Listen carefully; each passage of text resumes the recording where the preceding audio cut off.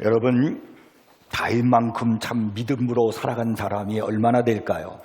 우리가 성경을 찾아보면은 다윗은 정말 믿음으로 산 사람이었습니다. 얼마나 그가 믿음으로 산 사람이었으면 하나님께서 다윗을 만나니 내 마음에 합한 사람이라 내 뜻을 그를 통해서 다 이루게 하시리라고 이렇게 말씀하셨겠습니까?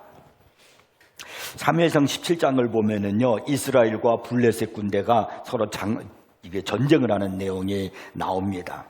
근데 그 전투에서 어떤 한 문제가 생기는데 그게 바로 뭐냐면 블레셋의 군사 중에 장군인 골리앗이라는 사람이 있었단 말입니다.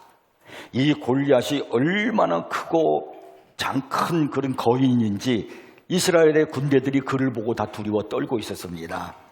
성경에 보니까 골리앗의 키가 얼마나 큰지 신발 신지 않고도 그냥 서 있는 모습이 297cm였습니다. 이 골리앗이 갑옷을 입고 있었는데 그 갑옷의 무게가 56kg이었습니다. 상상이 가십니까? 갑옷을 입었는데 56kg. 그리고 그가 벨트를 했는데 그 벨트의 이 둘레가 얼마나 되냐면 150cm였습니다. 그리고 그가 이렇게 거구의 몸만 가지고 있는 것이 아니라 그의 목소리도 굉장했습니다. 그래서 그가 골짜기에서 막 그냥 이스라엘 군대를 향해서 외치는 겁니다. 그러니까 그 쩌렁쩌렁하는 그 골리앗의 그 음성이 온 골짜기를 막 우렁차게 만들어서 이스라엘의 군대들이 그 모습을 보고 두려워 떨고 있는 겁니다.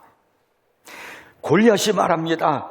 제일 센 놈 나와라. 우리 뭐 다 함께 전쟁할 필요 있냐? 1대1로만 싸우자. 나와 싸워서 너희들이 이기면 그러면 우리가 너희의 종이 되겠다. 그러나 내가 이기면 너희들은 우리의 종이 되라. 1대1로 싸우자. 나와라. 그리고 막 소리를 지르는 겁니다. 그러나 이스라엘의 군영에서 어느 누구도 나와서 싸울 사람이 없었습니다. 그도 그럴 것이 아니 세상에 키가 2m97이고 갑옷만의 무게만 해도 56kg인데 그를 가서 나와서 싸울 사람이 누가 있겠습니까? 그러니까 모든 병사들이고 장수들이고 전부 다 두려워 떨면서 숨어 있었단 말입니다. 이때 다윗이 형들을 만나러 왔다가 이 광경을 봤어요. 그리고 막 소리를 지르는 골리앗의 음성을 들었습니다. 다윗이 조금도 망설이지 아니하고 내가 골리앗과 대결하겠다고 나서는 것입니다. 정말 믿음을 보여야 할 때가 온 것 같아요. 그래서 이 다윗이 평상시 때 가지고 있었던 물매를 가지고 돌과 나무를 가지고 이제 골리앗 앞으로 나가는 거예요. 그랬더니 골리앗이 다윗이 자기에게로 물매를 가지고 오는 것을 보고 하는 말이 내가 나를 개로 여기고 있느냐? 막대기를 가지고 내게 나오느냐? 그러면서 막 깔깔대고 막 웃는 겁니다. 이 골리앗 앞에 선 다윗의 모습은 삽을 가지고 포크레인을 이기겠다는 것과 똑같은 겁니다. 여러분 상상해 보세요. 골리앗하고 다윗하고 싸우면 누가 이기겠습니까? 그거는 다윗이 골리앗을 이길 확률은 제로입니다. 어떻게 이겨요? 젊은 사람이 아직도 소년인데 이길 방법이 없었던 겁니다. 그런데 보세요. 다윗이 뭐라 그러면서 골리앗을 향해서 나가느냐 하면은 사무엘상 17장 47절에 이렇게 말하고 있습니다. 여호와의 구원하심이 칼과 창에 있지 아니함을 이 무리에게 알게 하리라. 내가 너희들에게 알게 하겠다는 거죠. 전쟁은 여호와께 속한 것인즉 그가 하나님이 너희를 우리 손에 넘기시리라. 이게 보통 믿음입니까? 얼마나 담대하고 용감한 믿음이었습니까? 이것이 바로 다윗이란 말이에요. 그때의 다윗의 모습이 얼마나 담대했습니까? 우리가 성경에 보면은요, 이 다윗이 그때 그 골리앗을 물리치고 물맷을 던져서 그리고 골리앗을 쓰러뜨리고 그리고 목을 잘라버렸어요. 그리고 승리했단 말입니다. 이후로 백성들이 이 이야기를 듣고서 이 다윗을 막 그냥 소리를 높여서 찬양을 하는 거예요. 사울은 천천히요, 다윗은 만만이로다. 다윗은 만만이로다. 막 그를 칭송하는 겁니다. 그런 다윗이었어요. 그런데 사무엘하 15장 30절의 모습을 보면은 이런 믿음에 용감했던 다윗의 모습이 왜 이렇게 됐을까 하는 의아심이 생기게 됩니다. 다윗이 감난산 길로 올라갈 때에 그의 머리를 그가 가리고 맨발로 울며 가고 그와 함께 가는 모든 백성들도 각각 자기의 머리를 가리고 울며 올라가니라. 이 말씀 속에서 우리가 볼 수 있는 다윗의 모습이 무엇입니까? 다윗이 맨발로 간다는 거예요. 그것도 그냥 가는 것이 아니라 울며 간다는 거예요. 그래서 머리도 풀어서 그냥 자기 머리를 가리우고요. 그의 머리에는 지금까지 쓰고 있었던 왕관이 없습니다. 비참한 다윗의 모습을 볼 수 있어요. 찬란했던 다윗의 모습은, 영광스러웠던 다윗의 모습은 다 어디로 가고 지금 머리를 가리고 맨발로 울면서 가고 있단 말입니까? 그 이유가 뭐예요? 아들 압살롬이 예루살렘 성을 빼앗고 다윗의 머리에 쓰고 있는 왕관도 빼앗고 그리고 그를 내쫓았기 때문에 그렇습니다. 그래서 이 다윗이 그가 있었던 그 궁궐에서 쫓겨나는 거예요. 이 상황 속에서 울지 않을 사람이 어디 있겠습니까? 이제는 왕자도 없고 집도 없습니다. 그는 예루살렘을 등을 지며 멀어지고 있고 그리고 눈앞에는 황량한 광야만 펼쳐져 있는 겁니다. 지금의 이 다윗은 나이가 어느 정도 이제 들었어요. 늙었어요. 그의 아들 압살롬이 반란을 일으키고 쿠데타를 일으킬 정도면 다윗이 젊었을 때가 아니란 말이에요. 그러니 그런 그 늙은 몸에 외로운 몸을 가지고 산골을 짜기 위해서 홀로 눈물을 흘리면서 맨발로 걷고 있는 이 다윗의 모습. 누군가가 다윗에게 와서 이렇게 물어봤으면요, 임금님, 당신의 자식들은 지금 잘 지내고 있는가요? 그때 다윗이 그 소리를 들었으면 마음이 어땠을까요? 찔끔했을 겁니다. 바세바를 유혹한 때로부터 14년, 선지자로부터 칼이 네 집에서 영원토록 떠나지 아니하리라는 이야기를 들은 지 13년이라는 세월이 흘렀습니다. 고통스럽게도 나단의 예언이 현실이 되고 말았습니다.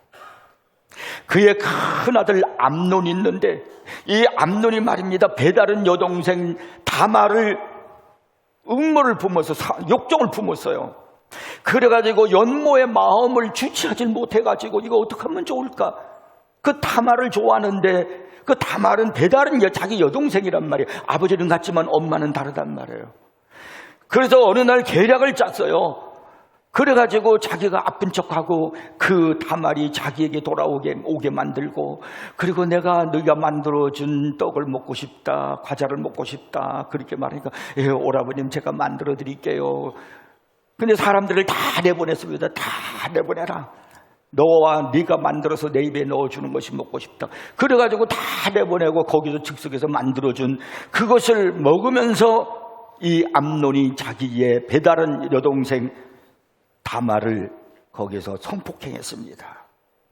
그런데 그 뒤가 더 문제예요. 그리고 난 다음에 욕정을 품고 난 다음에는 마음이 달라졌어요. 그 다말을 이제 시컷 가지고 놀다가 흥미를 느껴서 버렸던 그 인형처럼 그렇게 취급해버렸습니다. 다말을 그렇게 취급한 거예요. 그래서 이 다말이 깊은 소동에 빠졌습니다.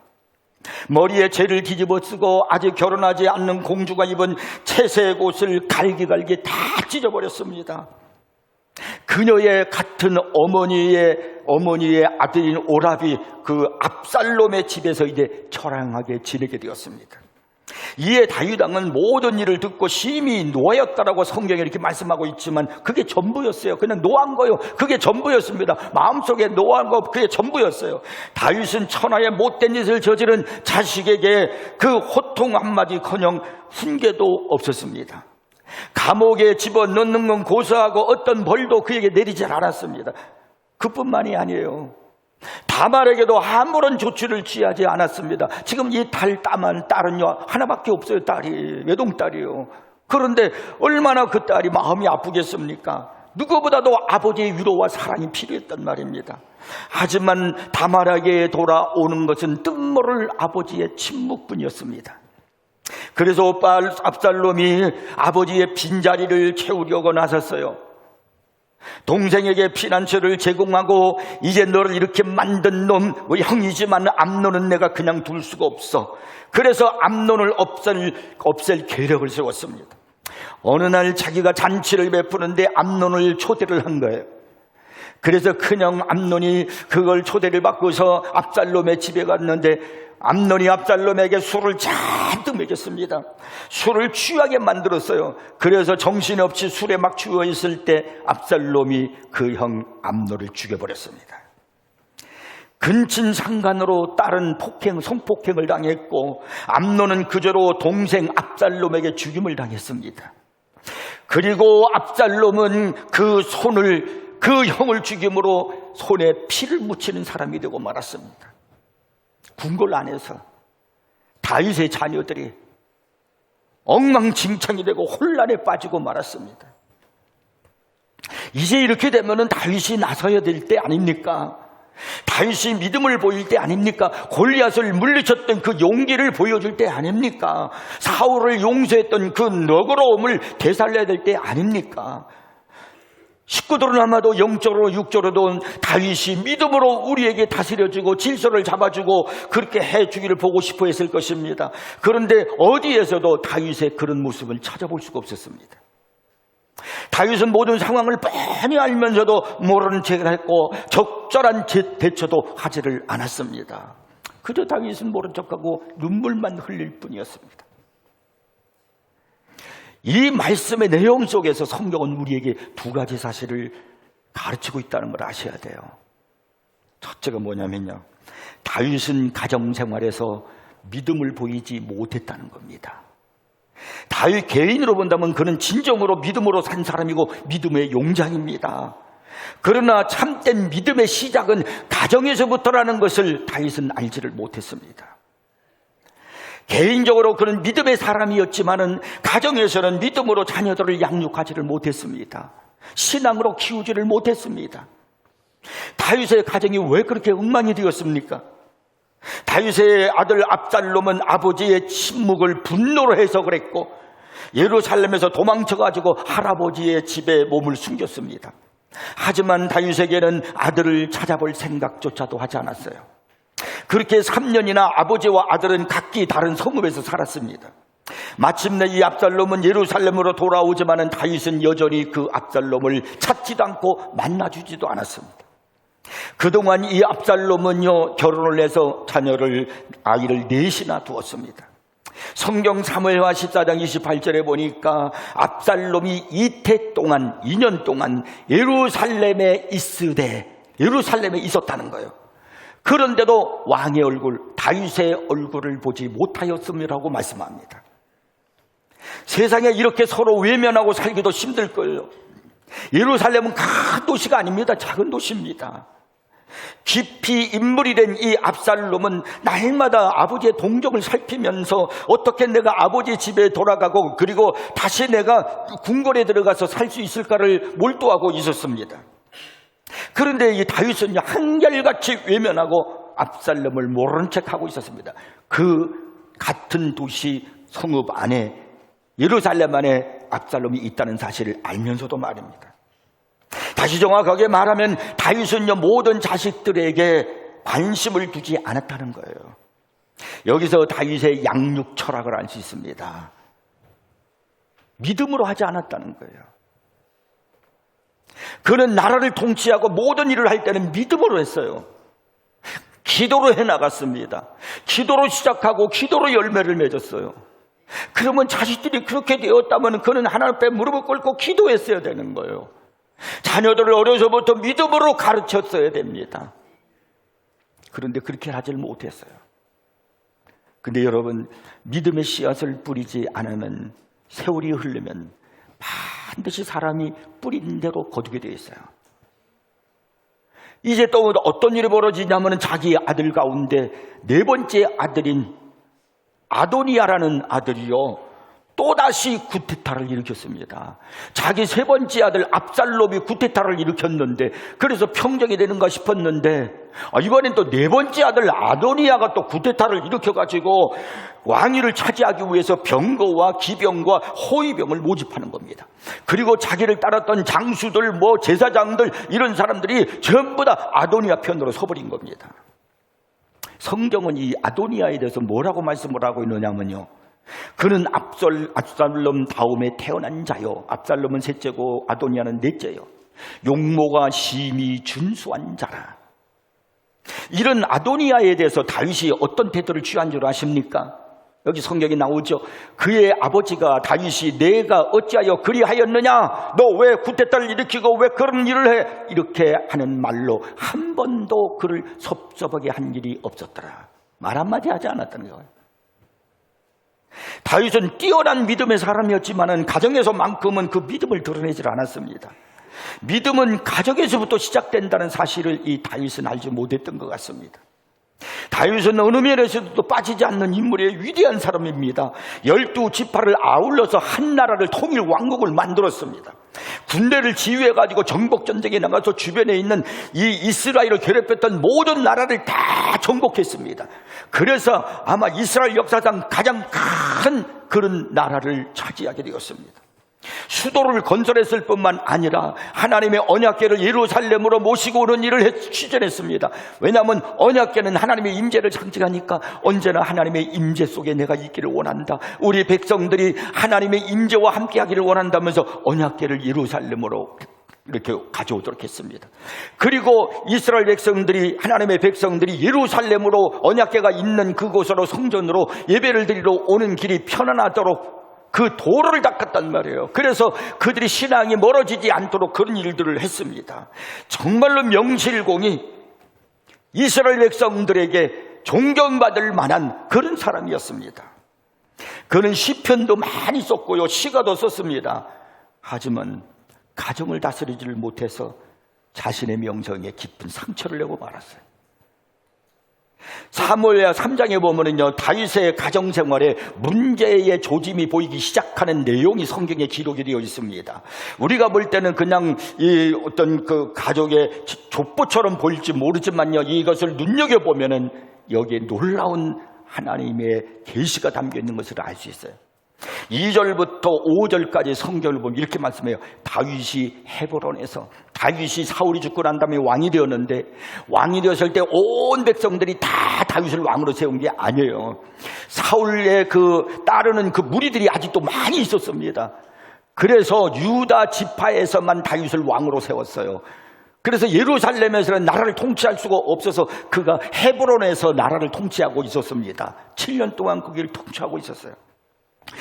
바로 그 얘기를 하는 거예요. 다윗이 헤브론에서 아들들을 낳았으되, 상당히 중요한 의미를 던져주고 있는 겁니다. 헤브론에서 아들들을 낳은 거예요. 그러니까 아직은 나라가 평안하지 않을 때입니다. 통일 왕국이 온전히 이루어지지 않을 때입니다. 사울의 그 족속들을, 추종 세력들을 아직도 다 정복하지 못할 때입니다. 왕이지만은, 근데 거기서 헤브론에서 아들들을 낳았어요. 맏아들은 암논이라, 아까 봤죠? 암논, 성폭행한 암논. 이스라엘 여인 아히노암의 소생이요, 둘째는 길르압이라, 갈멜 사람 나발의 아내였던 아비가일의 소생이요, 셋째는 압살롬이라, 그술왕 달메의 딸 마아가의 아들이요, 넷째는 아도니아라, 조금 전에 얘기했잖아요.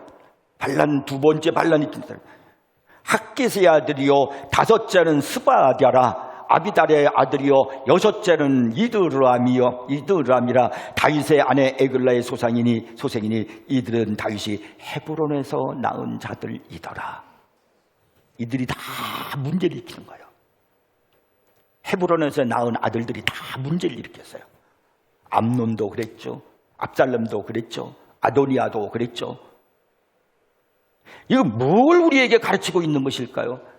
지금 다윗이 헤브론에 있으면서 아직도 정복해야 할 일이 많고, 그리고 아직도 그 사울의 존재들을, 그들을 다스리고 해야 할 일들이 많다 보니까 자식을 양육하고 신앙으로, 믿음으로 살아가는 그 일을 하는 데 있어서 그가 관심을 겨를로 두지 못했다는 겁니다. 성경은요, 이것으로 끝나는 게 아니에요.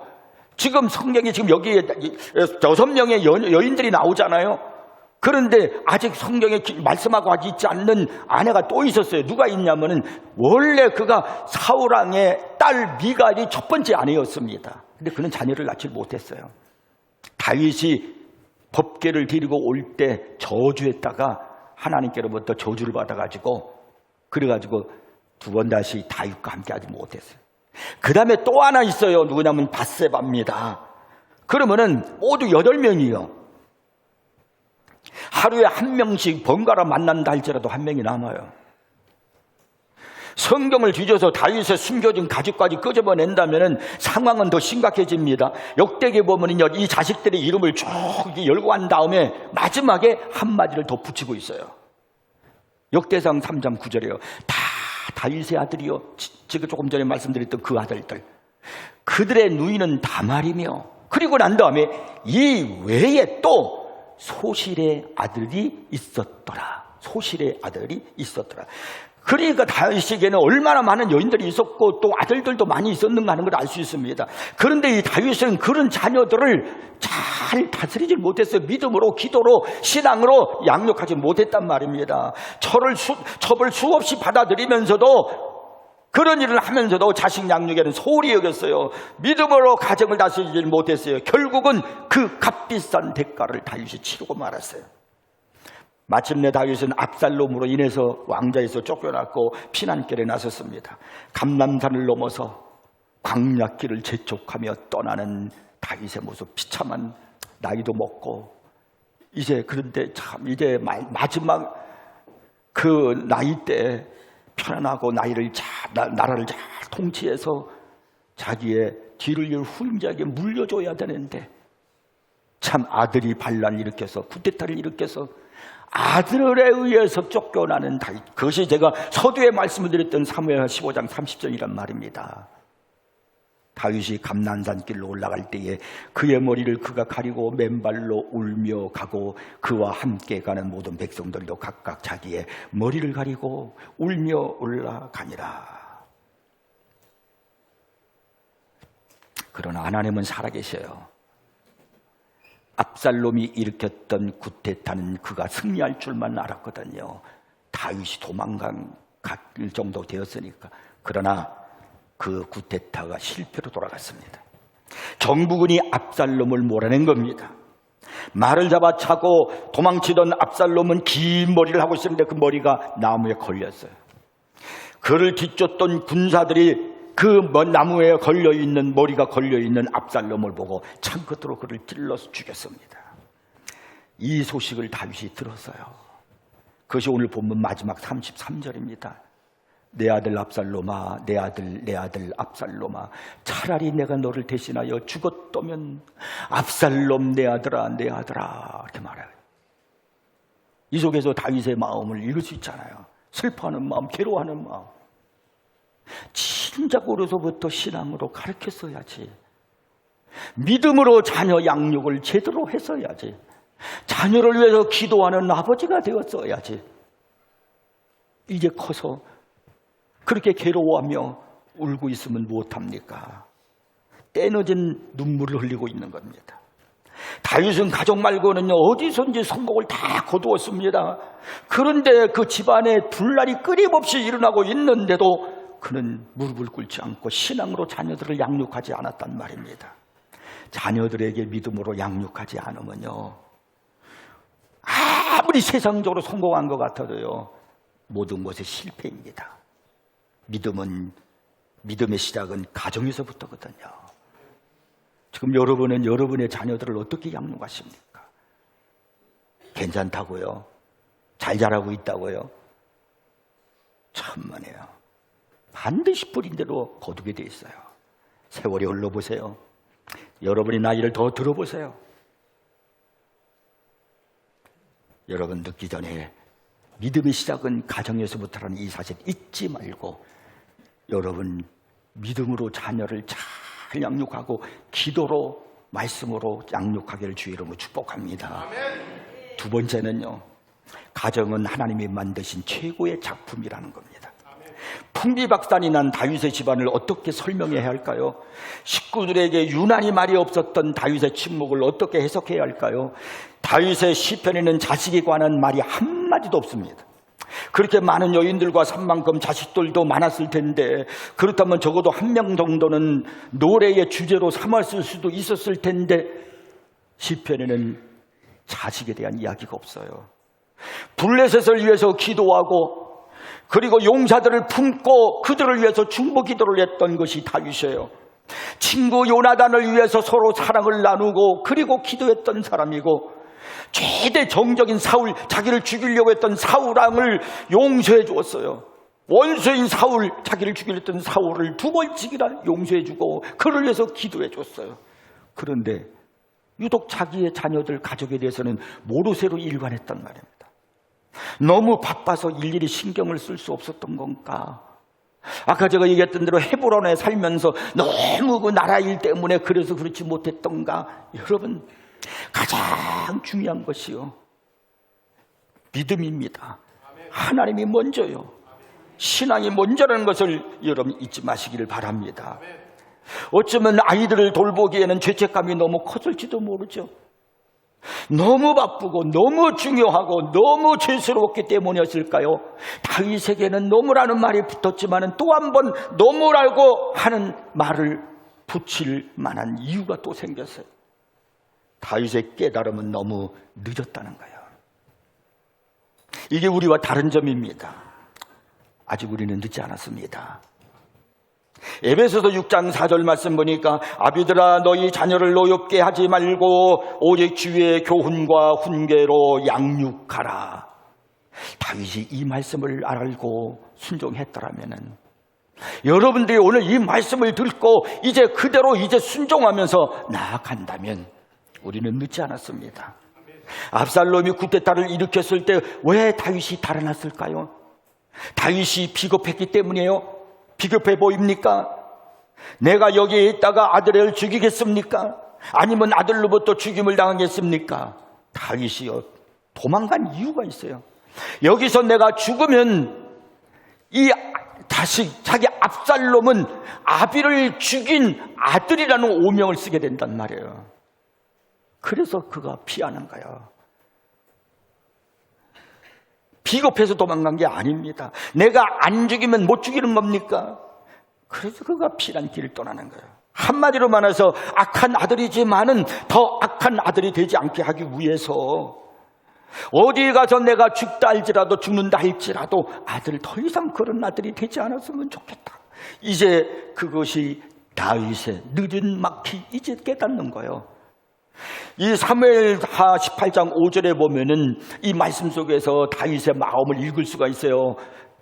이제 압살롬이 막 반란 일으켰을 때, 쿠데타를 일으켰을 때 신하들에게 말합니다. 나를 위하여 젊은 압살롬을 너그러이 대우하라. 너그러이 대우하라. 이 불효자식, 이 패륜 자식을 놓고 나를 위해서 아들을 너그럽게 대우해달라고 얘기하는 이 아버지 다윗의 마음. 오늘 본문에서 보는 바와 같이 아들이 죽었을 때는 압살롬아, 압살롬아, 내 대신 내가 죽었어야 하는데 하면서 울고 있습니다. 그는 기다려왔어요. 아들이 돌아오기를 기다렸어요. 이제라도 회개하고 참 사람이 되기를 원했습니다. 참 아들이 되어지기를 원했습니다. 이것이 다윗의 마음이었지만 늦었어요. 늦었단 말이에요. 1997년 8월 31일에 중앙일보에 나왔던 이야기입니다. 미화원 아버지가 어느 날 보니까 그 아들이 아주 값비싼 고급 브랜드 청바지를 입고 있는 것이었습니다. 깜짝 놀랐습니다. 내가 이렇게 비싼 청바지를 살 만한 돈을 준 적이 없는데, 그래 물었습니다. 너 돈이 어디서 나서 이 옷을 사 입었냐? 그랬더니 아들이 하는 말이, 전철역에서 남의 돈을 훔쳤습니다. 아버지 눈앞이 캄캄했습니다. 아니, 세상에 아무리 가난하고 어렵기로서니 남의 돈을 훔쳐서 네가 청바지를 사 입어, 이놈아?